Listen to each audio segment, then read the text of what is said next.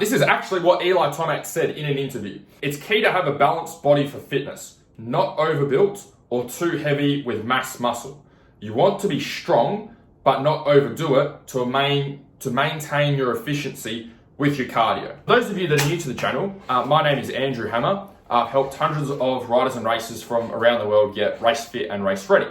So that statement from Eli Tomac, and if you go and hunt around on the internet, you're going to be hard pressed for information on how Eli trains. There's a few videos there and a bit of content from 2013, but I'm sure he's changed the way that he trains since then and made some adjustments over the last 8, 9, 10 years. So how do we take this information? How do we take what he's actually said and apply it day to day, session to session, so you can go out today into the gym, do a session and do something that's actually going to help with your riding and racing? So the first thing that he said is you want to be able to build strength without building size.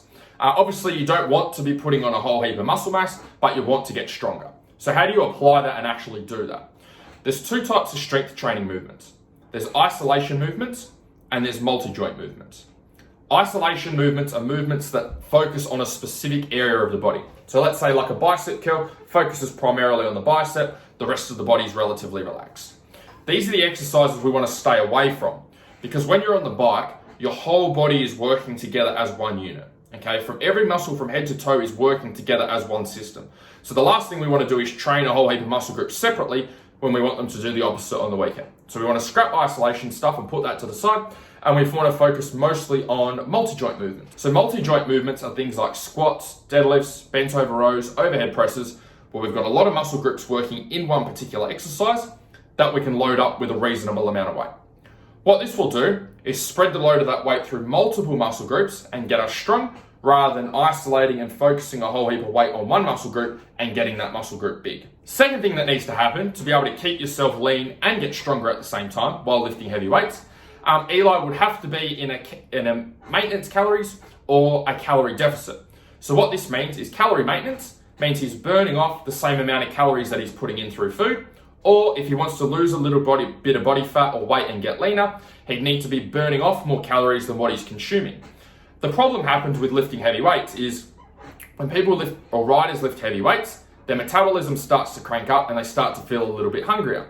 So what they do is they subconsciously increase the amount of food they consume.